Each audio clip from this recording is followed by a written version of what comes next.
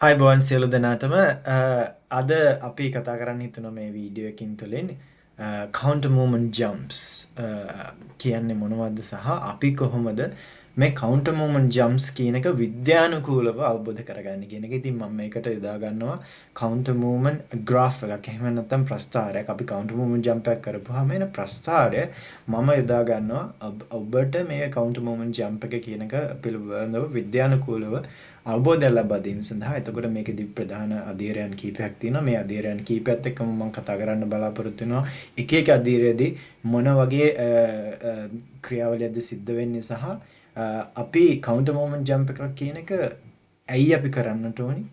ඇයි අපි මේක භාවිතා කරන්න කියන එක. ඉතින් හොඳයි. counter movement jump එකක් අපි භාවිතා කරන්නේ ඇයි? ඇත්තටම මේ counter movement jump එකකින් අපිට මනින්න පුළුවන් ක්‍රීඩකයෙක්ගේ lower body එකේ තියෙන explosive power එක. ඒ කියන්නේ ක්‍රීඩකයෙක් කොයිතරම් ඉක්මනට ඔහු සතු එම ශක්තිය නිදහස් කරනවාද කියන එක අපිට මේ counter movement jump එකකින් මැනලා අවබෝධ කරගන්න පුළුවන්. ඉතින් මේක මයින්න පුළුවන් විවිධාකාර ක්‍රම තියෙනවා. අපිට සරලම ක්‍රමය ගත්තොත් අපිට මයින්න පුළුවන් විදිහ තමයි අපිට බිත්තියක් ළඟට ඇත්ලීට් කෙනෙකුට ගිහිල්ලා ඔහුගේ අතට චෝක් එකක් දීලා ඔහුගේ කියන්නේ හිටගෙන ඔහුට අත ඉහළට දිගු කරලා යන්න පුළුවන් උස අපි මයින්නවා පළවෙනියෙන්ටම. ඊට පස්සේ ඔහුට counter movement jump එක perform කරන්න කියලා චෝක් එකකින් ඔහුට reach වෙන්න පුළුවන් උස මැනගෙන ඒ අර කලින් අපි මැනපු උස සහ ඔහු ක්‍රීඩකයා උස පැන්නට පස්සේ දුර අතර වෙනස අපි ගන්න පුළුවන් ඒ counter movement jump එක. ඊට අමතරව අපි කතා කරොත් එහෙම gold standard එහෙම නැත්නම් මෙම ශාස්ත්‍රයේ වඩාත්ම acceptable එහෙම නැත්නම් පිළිගත්ම ක්‍රමයේ විදිහට අපි භාවිත කරන්නේ force plate.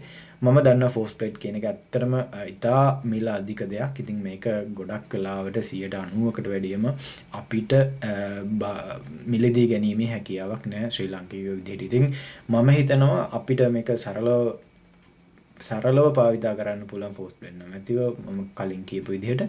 ඉතින් අද අපි කතා කරන්න බලාපොරොත්තු වෙන්නේ හිතන්නකෝ දැන් ඔබට force plate එකක් නැමැති නම් කොහොමද ඔබ සාමාන්‍යයෙන් යොදා ගන්න සරලව vertical counter movement jump එකක් කරලා ඒ අදාළ ක්‍රියාවලිය කොහොමද වඩා සාර්ථක විදිහට ඔබගේ පුහුණු කිරීමේ ක්‍රියාවලිය සහ එහෙම නැත්නම් පුරෝකථනය කිරීම සඳහා යොදා ගන්න කියන එක. ඉතින් මම මෙහිදී අද අපි කතා කරන්න යන්නේ මම මේකට යොදා ගන්නවා මේ force plate වලින් අපි සාමාන්‍යයෙන් counter movement jump එකක් කරනකොට ඒකදී ප්‍රස්ථාරයක් නිපදවනවා.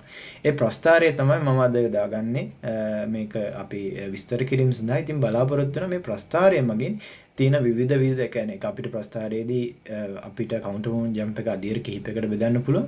මේකෙදී ඉතා ගැඹුරු අවබෝධයක් අපිට ලබා ගන්න පුළුවන්. ඉතින් ඒ ලබාගත් දැනුම ඔබට ඔබ සාමාන්‍යයෙන් හිතන force plate නොමැතිව ඔබ මේ ටෙස්ට් එක භාවිත කරනවා. එතකොට ඔබට ලේසි මේ කතා කරගත්ත දේවල් ඔබට ඒ ටෙස්ට් එකට ඇප්ලයි කරලා ඒ අදාළ දත්ත ඔබ කොහොමද වඩා ඵලදායී ලෙස ඔබගේ පුහුණු කිරීමේ ක්‍රම සහ එහෙම නැත්නම් ක්‍රීඩකයන්ගේ අභිවෘද්ධිය සඳහා යොදාගන්නේ කියන එක. ඉතින් අපි ගිහිල්ලා බලමු counter movement jump එකේ මොනවද මේ ප්‍රොඩියුස් කරන graph එක කියලා. පළවෙනි හොඳයි ඔබට පැහැදිලිව පේනවා මේ මම දැන් ෂෙයා කරලා තියෙන graph එක. එතකොට මේ graph එකේදී ඔබට පැහැදිලිව දැක ගන්නට පුළුවන් අධීර කිහිපයක්. අපි මේ දකුණු පැත්තෙන් අධීරන ABCD කියලා අඳුනාගෙන තියෙනවා පහක්. ඊට අමතරව මෙහිදී කතා කරන දේ තමයි flight pace එක. එතකොට මේ flight pace එකත් එක්ක counter movement jump එක අධීර 6ක් තියෙනවා කියන එක මතක තියාගන්න. සහ එතකොට අපි අද කතා කරන්නේ මේ අධීර 6 සම්බන්ධව කතා කරනවා. කොහොමද මේ එක අධීරයන් වල සිද්ධ වෙන දේ සහ අපි කොහොමද ඒ අධීරයන් වලදී සිදුවෙන ක්‍රියාවලියන් අනුව අපි කොහොමද අපේ දත්ත අර්ථකථනය කිරීම සඳහා භාවිතා කරන්න කියන එක. එතකොට පළවෙනියට අපි කතා කරනවා body weight phase එක එහෙම නැත්නම් weighing phase එක. මේකදී අපි බර කිරීමේ අවධිය කියලා අපි හඳුන්වනවා. මොකද අපි මේ ටෙස්ට් එක කරන්නේ force plate එකක් උඩ ඉඳලා. එතකොට ඔබ force plate එක මතට නැංගට පස්සේ මේ මෙතන ඉඳලා බිඳුවේ ඉඳලා A කියන අවස්ථාව දක්වාම මෙයා කරන්නේ මේ පද්ධතිය කරන්නේ ඔබේ බර තමයි මේ මෙතනදී නිරූපණය වෙන්නේ. කියන්නේ ඔබේ බර මතින් ශරීරයේ බර මගින් කොපමණ නිව්ටන් ප්‍රමාණයක් යොදනවාද කියන එක තමයි මෙතෙන්දී එයා ගණනය කරන්නේ. ඉතින් මේක ඉතාල වැදගත් වෙනවා. මොකද පස්සේ මේ කරන කැල්කියුලේෂන් කියන්නේ පද්ධතිය මගින් කරන අනිකුත් ගණනය කිරීම සඳහා මේ ඔබගේ ශරීරයේ බර මගින් කොපමණ නිව්ටන් ප්‍රමාණයක් යෙදෙනවද කියන එක ඇත්තටම වැදගත් වෙනවා. අපි ඊට පස්සේ දෙවෙනි එක A to B අපි කතා කරන unweighing pace එක. එහෙම නැත්නම් බර නිදහස් කිරීමේ අවධිය. මේක ඇවිල්ලා eccentric pace එක. එහෙම නැත්නම් අපි කියනවා අපේ මාංශ පේශි නිදහස් වීම. අපි දන්නවා අනිත් එක concentric pace එක. අපි එතෙන්දී ඊළඟට කතා කරන්න යන්නේ. අපි මාංශ පේශි ඈත් වෙනවා. එතකොට මාංශ පේශිය ඈත් වීම මගින් ඊළඟ ක්‍රියාකාරකම් වල සූදානම් වීම තමයි සිදු වෙන්නේ. එතකොට unweighing pace එකේදී මෙතනදී ප්‍රධානම දේ තමයි ඔබ ඍජු අවස්ථාවේ ඉඳලා ඔබ පුටුවක වාඩි වීම අවස්ථාව දක්වා පහළට ශරීරයේ කියන්නේ center of mass එහෙම නැත්නම් ඔබේ ශරීරයේ හිතන්නකෝ ශරීරයේ හරියටම තරාදියක දාලා කෙරුවොත් එහෙම මැදට ඒ කියන්නේ ඔබේ උඩ සහ ශරීරයේ කොටස් දෙකෙන් කොයි හරියද හිතන්නකෝ අපි පැන්සලක් උදාහරණයක් විදිහට ගන්නවා පැන්සලක්. ඔය පැන්සලක් ඇඟිල්ල උඩ තියාගත්තාම පැන්සල එහාට මෙහාට කරලා බලනකොට වාට තියෙන තැනක් එක තැනක් නැදදී අහුවෙනවා. මෙන්න මෙතෙන්දී අපි පැන්සල මෙතන තියාගත්තොත් පැන්සල බැලන්ස් කරගන්න පුළුවන් අපිට මේ ඇඟිල්ල උඩ තියාගෙන. ඒ වගේ තමයි අපි center of mass කියන එකත් අපේ ශරීරයේ තියෙන ඉරියව්ව අනුව අපේ බර හරියටම කොතැනද මැදින් අපි මොකක් හරි දෙයක් තිබ්බොත් එහෙම අපේ ශරීරයේ මැදින් කොතැනද බෙදිලා යන්නේ කියන එක තමයි center of mass එක කියන එක කියන්නේ. එතකොට මේ unweighing pace එකේදී අපි කරන්නේ center of mass එක පහළට යැවීම මගින් ශරීරයේ ඊළඟ අදියර සඳහා සූදානම් කරනවා සහ ඊට අමතරව මාංශ පේශි විදියට ගත්තාම මාංශ පේශි ඈත් වීම මගින් මාංශ පේශි සංකෝචනය වීම සඳහා සූදානම් වීමේ අදියරයක් තමයි මෙතෙන්දී වෙන්නේ. ඊට අමතරව තව ප්‍රධාන දෙයක් මෙතෙන්දී වෙනවා. අපි දන්න චාලක ශක්තිය සහ විභව ශක්තිය. ඔබ පහළට යෑම මගින් ඔබ නිපදවන ඒ චාලක ශක්තිය විභව ශක්තියක් බවට ඔබගේ මසල්ස් මාංශ පේශි වල ටෙන්ඩන් වල ගබඩා කර ගැනීමට මේ පේස් එකේදී උදව් වෙනවා. බ්‍රේකින් පේස් එකේදී අපි කතා කරන්නේ මේ ක්‍රීඩකයා දැන් ක්‍රමානුකූලව පහළට යනවනේ මෙතෙන්දී. එතකොට මේ පහළට යන වේගය අඩාල කිරීම පටන් ගන්න මෙන්න මේ අවධියේදී මේ අඩාල කිරීම මගින් අපි සූදානම් වෙනවා ශරීරයේ ඊළඟට අපි ක්‍රියාවලියෙන් අපි ඉහළට යන්න ඕනේ. කියන්නේ අපි පහළට ආවගේම අපිට ඉහළට යන්න ඕනේ. එතකොට මේ අදියර සඳහා තමයි මේකදී ශරීරය නිදහස් කරන්නේ. මේකදී බර නිදහස් කිරීමේ අවධියේදී යොදන ලද බලයට වඩා විශාල ප්‍රතිවිරුද්ධ බලයක් මෙම අවස්ථාවේදී යෙදවීමට සිදු වෙනවා. ඒක අපිට බලා ගන්න පුළුවන් මේ unweighing pace එකේදී අපි පහළට ගිහුවම යා බර නිදහස් කරනවා. එතෙන් ඊට අමතරව දැන් අපි braking phase එකේදී මේ පහළට ගියපු බරට පහළ ගියපු force එකට වඩා වැඩි ප්‍රමාණයක් අපිට යෙදීමට සිදු වෙනවා ශරීරයේ ඊළඟට ඉහළට ඉපිලීම සඳහා. එතකොට මේකෙදී උදාහරණයක් විදියට ගත්තොත් ඔයා හිතන්නකෝ වේගෙන් යන වාහනයකට වේගෙන් යන වාහනයක් ඉක්මනට නවත්තා ගැනීමට නම් කොච්චරක් ඉක්මනට බ්‍රේක් එක කියන්නේ ඉක්මනින් බ්‍රේක් එක යෙදුවේද කියන එක. එතකොට හිතන්න ඔබ හිමීට යනවා නම් පැයට කිලෝමීටර් 10ක විතර වේගෙන් යනවා නම් ගිහිල්ලා බ්‍රේක් එක පාවිච්චි කරනකොට ඔබේ ශරීරයට ඒක එච්චර ලොකුවට දැනෙන්නේ නැහැ. හැබැයි ඔයා හිතන්න පැයට කිලෝමීටර් 100ක වේගෙන් ගිහලා එකපාරම බ්‍රේක් එක ගහනවා නම් ඔබට ඒක ශරීරයට ඉතා කකුල් වලට ඔබට කියන්නේ විශාල බලයක් විදිහට දැනෙනවා ඒක. ඉතින් ඒ වගේ දෙයක් තමයි මෙතෙන්දී ඔබ පහළට unweighing pace එකේදී ගිහිල්ලා අදාළ යන පහළට center of mass එක යන එක නවත්තලා ප්‍රතිවිරුද්ධ බලයක් යදන්න ඕන නම් ඔබ ඊට වඩා වැඩිපුර ප්‍රතිවිරුද්ධ බලයක් මෙතෙන්දී යෙදිය යුතුයි. ඊළඟ එක තමයි අපි කතා කරනවා C ඉඳලා D යන. එහෙම නැත්නම් propulsive pace එක. මේක ඇවිල්ලා concentric pace එකක්. අපි දැන් පහළට අර ගිහිල්ලා දිගෑරිච්ච muscles ආය නැවත සංකෝචනය වෙනවා. මේ සංකෝචනය වීම වෙන්නේ පහළට ඔබ යන පහළට ගිහිල්ලා ඉහළට ඉපිලීම පටන් ගන්න අවස්ථාවේ ඉඳලා අවසානයේ දක්වාම මේ ඉහළට ඉපිලීම අවස්ථාව දක්වාම මේක ක්‍රියාත්මක වෙනවා. එතකොට අපි ගොඩක් වෙලාවට counter movement jump එකේ ගැඹුර නිර්ණය කරන්නේ ඔයා හිතන්නකෝ ඔබ center of mass එක lowest point එක. ඒ කියන්නේ ඔයා center of mass එක කොයිතරම් පහළට අරන් යන්න පුළුවන්ද කියන එකෙන් තමයි අපි නිර්ණය කරන්නේ counter movement එකේ counter movement jump එකේ ගැඹුර. මෙම අවධියේ ආරම්භ වෙන්නේ මම අර ඉස්සෙල්ලා කිව්වා වගේ counter movement center of mass එක උඩු අතට චලනය වීම ආරම්භ වෙන සමග. දැන් අපි කතා කරා unweighing press එකේදී brake phase එකේදී මේක පහළට එනවා center of mass එක පහළට ඇවිල්ලා braking phase එකේදී ඒක පහළට යෑම වේගය අඩාල වෙනවා. අඩාල වෙලා ඒක බිඳුවට ආවට පස්සේ අපි තීරණය කරනවා මෙන්න මේ බිඳුවට ආපු අවස්ථාව තමයි counter movement jump එකේ ගැඹුර. ඊට පස්සේ මේ center of mass එක ඉහළට චලනය වීම ආරම්භ වීම සමග තමයි propulsive phase එක ආරම්භ වෙන්නේ. එතකොට මෙම අධීරයේදී යොදන ලද බලය මත ක්‍රීඩකයා කොපමණ උසක් ළඟා වෙනවද යන්න කියන එක තීරණය වෙනවා. තවද ඉතා සාර්ථකව මෙම අධීර නිමා කිරීම මගින් ක්‍රීඩකයෙක් තුළ ඇති හැකියාව එහෙමත් නැත්නම් ප්‍රශස්ත මට්ටමින් විභව ශක්තිය කෙසේද යොදාගන්නේ කියන එක අපිට නිවැරදිව අඳුනා ගන්න පුළුවන්. උදාහරණයක් විදිහට ගන්නකෝ ඔහු විශාල බලයක් යොදනවා නම් මෙතෙන්දී අපි දන්නවා අනිවාර්යයෙන්ම ඔහුගේ ජම්ප් එකත් එහෙම නැත්නම් කවුන්ටර් මූව්මන්ට් ජම්ප් එකේ හයිට් එකත් වැඩි වෙන්න පුළුවන් කියලා.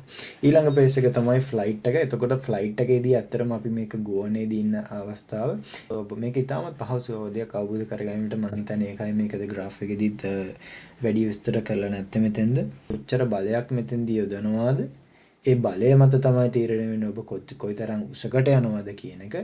හැබැයි ඒ උස්සකට යන්නේකට තීරණය වෙන තවත් සාධකයක් තමයි ගුරුත්වාකර්ෂණය. මොකද ඔබ ඉහළට යන්න පහළට ඇදගැනීමේ හැකියාව තියෙන ගුරුත්වාකර්ෂණය මගින්. එතකොට ඒ කරුණත් අපි මෙතෙන්දී සැලකිය යුතුයි. තව වැදගත් කාරණයක් වෙනුවේ ක්‍රීඩකයන් ගුවන්ගතව සිටින කාලය තුළ ඔහු ක්‍රීඩකයෙක්ගේ හිතන්නකෝ දැන් අපි ගෝනේ ඉන්නකොට සමහර වෙලාවට මේ අපි ඉන්න පොසිෂන් එක වෙනස් වෙන්න පුළුවන්. එතකොට මේ පොසිෂන් එක වෙනස් වුණොත් එහෙම ඊළඟ අධීරයේදී අපි ලෑන්ඩින් කියන පේස් එකට එනකොට මේ අධීරයේදී හිතන්නකෝ උඩ යනකොට කකුල අතව පැත්තකට යනවා, අතක් පැත්තකට යනවා, ශරීරය පැත්තකට යනවා. එතකොට මේක අනිවාර්යෙන් බලපානවා ඔබගේ ලෑන්ඩින් සඳහා. ඉතින් මේක ඔබ අවබෝධයෙන් සිටිය යුතුයි, පුහුණු කර යුතුයි. සහ එහෙම නැත්නම් ඔබ මේ ටෙස්ට් එක සඳහා සහභාගී වෙන්නෙක් නම් ශරීරය ඒකාකාරී විදිහට පවත්වා ගැනීම සඳහා මේ ෆ්ලයිට් පේස් එකේදී ලෑන්ඩින් ඒක තමයි අපේ අවසාන අදියර විදිහට අපි කතා කරන්නේ.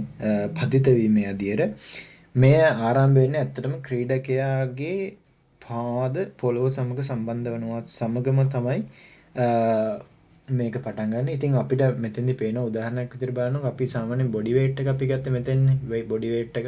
එතකොට අපි දැන් ක්‍රීඩකයා මේ වෙලාවේ ෆෝස් ප්ලේට් එක උඩ ඉන්නේ. එතකොට ෆෝස් ප්ලේට් එක උඩ ඉන්නකොට එයා කොච්චර බලයක් පොළොවට යොදනවද කියන එක තමයි මෙතනින් අදහස් වෙන්නේ. එතකොට අපි මේක දෙගුණයක් ඉඳලා පස් ගුණයක් විතර දක්වා බොඩි වේට් එකක බොඩි වේට් එකක් මට්ටමට ලෑන්ඩින් එක සමාන වෙන්න පුළුවන් කියලා ඉතින් අපිට ගන්න පුළුවන්. එතකොට හිතන්න ඔයා ලෑන්ඩ් වෙනකොට ඔයාගේ ශරීරයේ බර වගේ දෙගුණයක ඉඳලා පස් ගුණයක් දක්වා බර ප්‍රමාණයක් ඔබ ලෑන්ඩින් එකේදී ඔබට දරා ගැනීමට සිදු වෙනවා කියන එක තමයි මේ වෙන්නේ. ඉතින් මෙතෙන්දී මේක ලෑන්ඩින් කියන එක ඉතාල වැදගත් දෙයක්. මොකද ඔබ නිරුපර්දිතව පාද දෙකෙන්ම ලෑන්ඩ් විය යුතුයි. එහෙම නැත්නම් සමහර වෙලාවට එක කකුලකින් ලෑන්ඩ් වුණොත් එහෙම වාට ඉන්ජරි වෙන්න පුළුවන් සම්භාව්‍යතාවය වැඩි. ඊට අමතරව හිප්ස් නීස් වගේ දේවල් වලට කියන්නේ අපි ෆෝස් එක ඇබ්සෝබ් කරගන්න නම් ලෑන්ඩ් වෙනවත් එක්කම අපේ ශරීරය හිප් එක එහෙම නැත්නම් ඉන දණහි සහ වලලු කර ක්‍රමානුකූලව පහළට නැවීම තුළින් අර ඇප්ලයි වෙන විශාල ෆෝස් එක බෙදා හැරීම සඳහා නිවැරදිව ලෑන්ඩින් එහෙම නැත්නම් පතිත වීමේ තාක්ෂණය පුහුණු කළ තිබිය යුතුයි මෙම ටෙස්ට් එක භාවිතා කරනවට වඩා. හොඳයි. අපි කතා කරා කවුන්ටර් මූව්මන්ට් ජම්ප් එකක් කියන්නේ මොකද්ද? කවුන්ටර් මූව්මන්ට් ජම්ප් එකක් අපි කොහොමද යොදාගන්නේ? සරලව අපි කතා කරා කොහොමද කවුන්ටර් මූව්මන්ට් ජම්ප් එකක් කරන්න කියන එක. ඊට අමතරව අපි ෆෝස් ටයිම් කර්ව් එක පාවිච්චි කරලා මේ කවුන්ටර් මූව්මන්ට් ජම්ප් එක ඇතුලේ තියෙන අධීරයන් 6ක් කතා කරා. සරලව කතා කරා. ඉතින් මම හිතනවා ඔබට ඒක ඉතා පැහැදිලි වෙන්නේ නැති කියලා. මම හිතනවා සමහර ටර්ම්ස් කියන්නේ යොදාගද්දී සිංහල භාවිතා කර ගැනීම පොඩි ගැටලුවක් තිබුණා. ඒක නිසා සමහර වෙලාවට ඔබට මේ පිළිබඳව අවබෝධයක් ඇති නොවුණා නම් ඒ පිළිබඳව සමහරවිට ඉතින් සාරාංශයක් විදිහට කතා කරොත් එහෙම මේ counter movement jumps අපි පාවිච්චි කරන්නේ ශරීරයේ lower body එකේ explosive power එක මනින්න. ඉතින් මේක අපිට එක එක ක්‍රම එක එක දේවල් සඳහා උදව් කරගන්න පුළුවන්. ක්‍රීඩකයන්ගේ සූදානම් මැනීම සඳහා අනතුරු අබාධ අඩු කර ගැනීම සඳහා එහෙම නැත්නම් ප්‍රෙඩික්ට් කරන්න පුළුවන්. ඒ වගේමයි අපි මේක performance testing වල නැත්නම් ශාරීරික කුසලතා මැනීමේ එක අධීරයක් විදිහට යොදා ගැනීමට පුළුවන්. ඉතින් මේකේ ප්‍රධානම බලාපොරොත්තුව තමයි මේක එක අධීරයන් 6 පැහැදිලිව හඳුනාගෙන ඒ අධීරයන් 6 වැඩි දියුණු කර ගැනීම සඳහා ඔබගේ පුහුණු කිරීමේ ක්‍රම භාවිතා කරලා ඇත්ලීට් කෙනෙක් එහෙම නැත්නම් ක්‍රීඩකයෙකුට මේ ක්‍රීඩකයන්ගේ lower body explosive power එක කොහොමද වැඩි දියුණු කරන්න කියන එක තමයි මේ counter movement jump එක තුලින් අපිට ගන්න පුළුවන් සහ අද කතා කරපු මාතෘකාවේ සමරයක් විදිහට ගන්න පුළුවන්. හොඳයි මම හිතනවා මේ පැහැදිලි කිරීමත් සමගම ඔබට යම්කිසි හරි අවබෝධයක් ලබා ගන්න පුළුවන් වුණා නම් counter movement jump එකක් කියන්නේ මොකක්ද කියන එක සහ අපි කතා කරා gold standard එහෙම නැත්නම් force plate යොදාගෙන කොහොමද මම ඇත්තටම යොදාගත්තේ force plate එකකින් නිපද වෙච්ච graph එකක් තමයි මේ අද මාතෘකාව පැහැදිලි කිරීම සඳහා මොකද අර මම කලිමුත් කිව්වා වගේම මේක මේ ලංකාවේදී අපිට භාවිතා කරන්න බෑ ගොඩක් වෙලාවට force plate එකක්. නමුත් ඔබට යම්කිසි අවබෝධයක් තියෙනවා නම් force plate එකකින් කොයි වගේ දත්තද ජෙනරේට් කරන්නේ එතකොට එක එක අධීරයන් වලදී මොන වගේ විද්‍යානුකූල දෙයක්ද අපි බලාපොරොත්තු වෙන ක්‍රීඩකයන්ගෙන් කියලා ඔබට මේ දැනුම ඔබ භාවිතා කරනවා නම් counter movement jump එක සාමාන්‍යයෙන් ක්‍රීඩකයෙක්ගේ performance monitor කරන්න එහෙම නැත්නම් fatigue එක එහෙම නැත්නම් ක්‍රීඩකයන්ගේ වෙහෙස එදිනදා මැනීම සඳහා ඉතින් ඒ සඳහා මේ ලබාගත් දැනුම ඔබ භාවිතා කරයි කියලා අපි විශ්වාස කරනවා the coach සහ my sports science lab විදිහට. ඉතින් තවත් වීඩියෝ එකකින් අපි ඊළඟට හමු වෙමු.